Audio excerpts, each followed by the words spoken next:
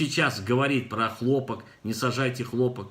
Вот видите, уважаемый Климов и Ашули, Сапар и Климов, к вам же пишут люди, говорят, как мы можем не выйти на работу, не сажать хлопок, нас арестуют. Это правда.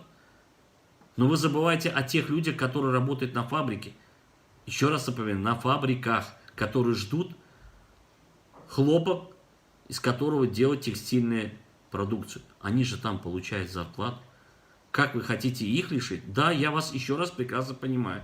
Это методика чисто европейская, американская, чисто оранжевых революций. И самое главное, ни Климов, ни Суюнов не собирается возвращаться на руль. Тогда зачем вам это делать?